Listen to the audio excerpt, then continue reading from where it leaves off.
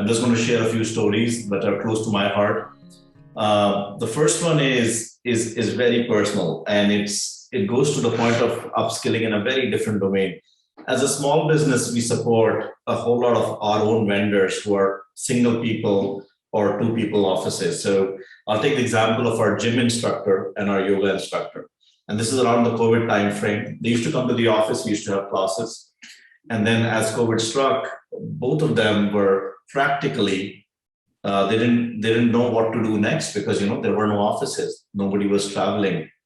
And I must point out that some of the engineers in this audience from our office, they actually took their time to what I would say digitally upskill these two ladies to teach them how they can use Zoom to connect with the workforce out there and their own clients to give yoga and fitness sessions. So for us, it was the first time I would see that the relationship of learning moves from one-to-one or one-to-many to many-to-many, right? This is a very small bite-sized session between an engineer who loves to code in Python. He's part of our team, Marco. And these two ladies struggling to figure out how do I survive in this economy.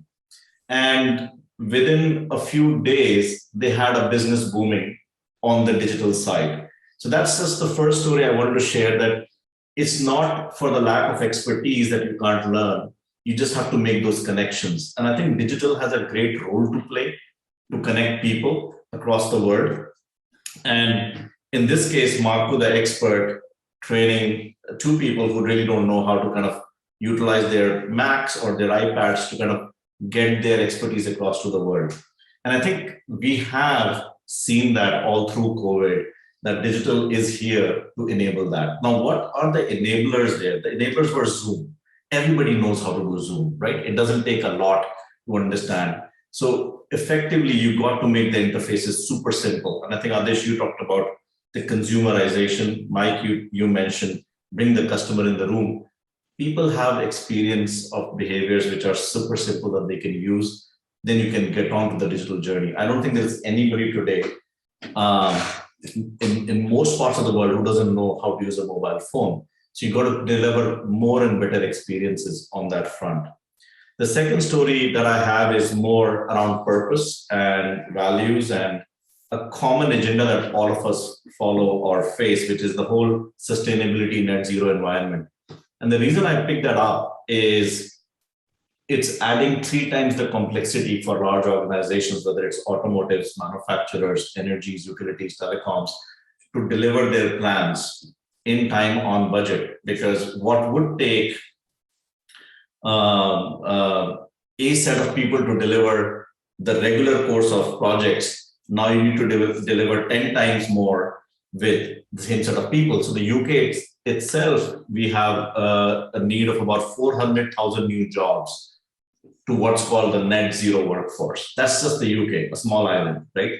When you expand that across the globe, we're looking at not only upskilling, but bringing close to a few million people into the workforce every year to enable the net zero and the sustainability initiative. So we feel that we are making an impact over the last 18 months through COVID and now as we are servicing the utilities, telecoms, and energy markets, where we are enabling organizations to deliver 10x of their projects.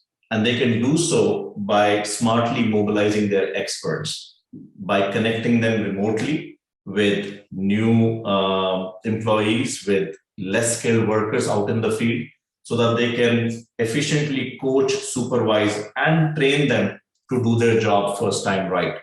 And to Ashu's point, the artificial intelligence that's being made available on our systems guides the users in the field to follow the right instructions and do the right things at the right time. So these are the 2 stories that I wanted to bring to the table, that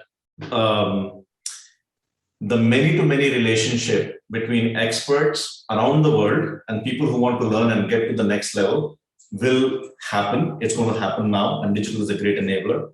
And secondly, the big purpose of going sustainable energy and sustainability, we all have to do our part in making those connections between the experts within the organizations so that they can deliver a better upskilled workforce.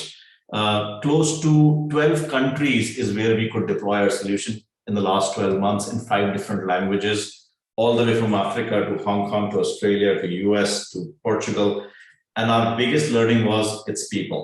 You give them simple to use interfaces, you connect them with the right experts, and you can actually get a first time right behavior out very quickly. So that's us and our stories.